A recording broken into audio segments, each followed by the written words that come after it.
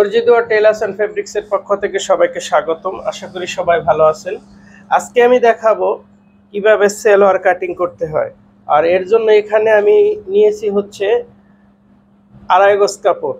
এখানে আড়াই গজ কাপড় আছে আর এর বহর হচ্ছে 2 হাত। তো আড়াই গজ কাপড়ে আমি প্রথমে কি করেছি, প্রথমেই যে দেখুন এই পাশটা হচ্ছে খোলা আর এই পাশটা হচ্ছে বন্ধ। তো এই সমান করে আমি ইস্ত্রি করে নিয়েছি। আপনার এরকম সমান করে ইস্ত্রি করে নেবেন। নেওয়ার পর এটাকে সুন্দর করে প্রথমে টেবিলের উপরে রাখবেন, দুইটাই যেন সমান থাকে।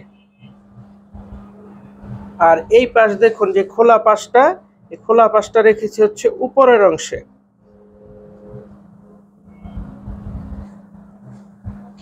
তারপর এটাকে এরকম সুন্দর করে ভাঁজ করে নেবেন। আর এই যে দেখুন এই পাশেও আমি সমান করে দুইটা পার্ট ভাঁজ করে নিয়েছি। এরকম করে ভাঁজ করে নেবেন। ভাঁজ করে নেওয়ার পর এটা লম্বা হচ্ছে 37 আর পায়ের মোহরি হচ্ছে 12 আর এর কোমর হবে হচ্ছে 40। তাহলে প্রথমে আমরা নেব হচ্ছে লম্বার মাপ।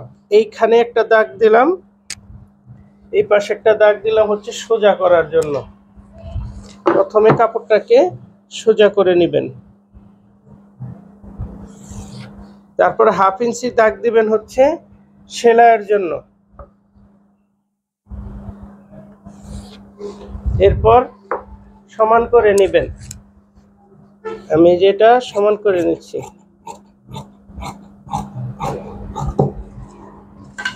এবার উপরে যে ইয়োক হয় প্যান্টে, সালোয়ারে যে কুচি হয়, এটা 6 ইঞ্চি হবে। এই দাগটা যে দেওয়া হয়েছে, এই দাগ থেকে 6 ইঞ্চি বাদ দিবেন। 6 ইঞ্চি বাদ দিয়ে এখানে ধরবেন হচ্ছে 37, যেহেতু এটা লম্বা ছিল 37। এবারে সামনে ধর, ওই ধরে রাখছস, স্পষ্ট বোঝা যাচ্ছে। 37, এই 37 1/2 ইঞ্চি হচ্ছে সেলাইয়ের জন্য, 1/2 ইঞ্চি সেলাইয়ের জন্য নিয়েছি। আর উপর থেকে এই যে 14 ইঞ্চির নিচে দিয়েছি হচ্ছে হাইয়ের দাগ। তাহলে এই 6 ইঞ্চি বাদ দেওয়ার পর হচ্ছে 14 ইঞ্চি, এটা মনে রাখবেন। এবার সবগুলো দাগকে সোজা করে নেবেন।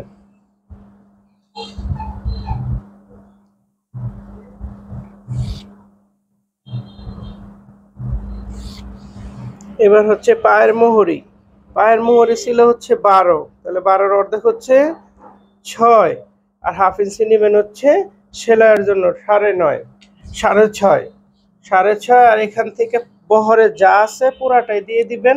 1.5 ইঞ্চি ভিতরে হচ্ছে হাইয়ের গোলাই, এই হাইয়ের জন্য 1.5 ইঞ্চি ডিপ করে দিবেন, দিয়ে এরকম রাউন্ড করে নিলেন। নেওয়ার পর এবার হচ্ছে শেপ কাট নেবেন। শেপ কাট নিয়ে যে শেপের যে রাউন্ড অংশটা আছে, সেই অংশটার সাথে মিলিয়ে নেবেন। এরকম এরকম মিলিয়ে একেবারে এই যে পায়ের যে মোহরি মাপটা দেওয়া হয়েছিল একেবারে এখানে নিয়ে আসবেন। এই যে এখানে নিয়ে আসলেন। এবার এটা কেটে ফেলবেন। সালোয়ারের দাগ দেওয়া কিন্তু হয়ে গেল। এখন আমরা এটাকে কেটে ফেলতেছি।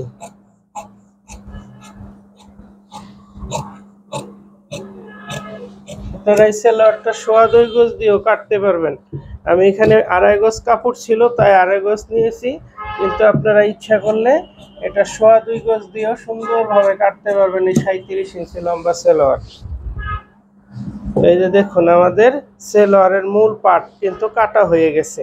এখন বাকি রয়েছে হচ্ছে উপরের অংশটা। উপরের অংশের জন্য এই যে দেখুন এখানে কাপড় রয়ে গেছে। এই যে পাড়গুলা যে আছে পায়ের, এই পায়ের সাইড থেকে কোমরটা নিয়ে নেবেন। প্রথমে রাবারের জন্য দাগ দিবেন 1.5 ইঞ্চি। এই রাবারের জন্য আমি 1.5 ইঞ্চি দাগ দিলাম। এখানেও 1.5 ইঞ্চি দাগ দিয়ে সোজা করে নিলাম। সোজা করে নেওয়ার পর স্কেল ধরে এরকম দাগ দিয়ে নেবেন। এরপর আমরা উপরের অংশে 6 ইঞ্চি বাদ দিয়েছিলাম, হচ্ছে 6 আর সেলাইয়ের জন্য 1/2 ইঞ্চি, টোটাল নেবেন হচ্ছে 6.5। আর এর কোমর ছিল হচ্ছে 40, তাহলে 40-এর 4 ভাগের 1 ভাগ হচ্ছে 10।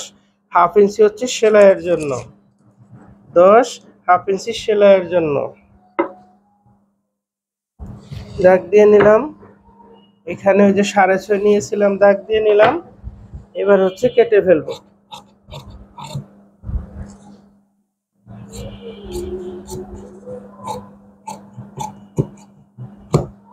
আর এগুলো দিয়ে হবে হচ্ছে পাটিশ।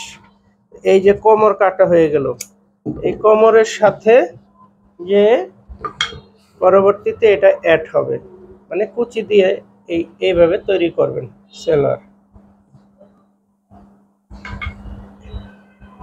এই এই কোমরের সাথে ইউগের সাথে এই সেলোয়ারটা জয়েন্ট হবে। তো এইভাবে আপনারা সেলোয়ার কাটিং করবেন। আশা করি আপনাদের ভিডিওটা ভালো লেগেছে। যদি ভিডিওটা ভালো লাগে তাহলে ভিডিওতে দয়া করে একটা লাইক দিবেন, সাথে আমার চ্যানেলটাকে সাবস্ক্রাইব করে রাখবেন। আর পূর্বেও আমার চ্যানেল ছিল, আপনাদের সহযোগিতায় অনেক এগিয়ে গিয়েছিলাম। এখন আমার ওই চ্যানেলটা নাই, আমি আবার নতুন করে শুরু করেছি। আর আপনারা যদি কোনো কাজ শিখতে চান তাহলে অবশ্যই কমেন্টের মাধ্যমে জানাবেন, আমি প্রত্যেকটা কমেন্টে রিপ্লাই দিই। তো ভালো থাকবেন, আবারও কথা হবে নতুন কোনো ভিডিওতে। দর্জি দোয়া টেইলার্স এন্ড ফেব্রিক্সের পক্ষ থেকে সবাইকে শুভেচ্ছা রইল।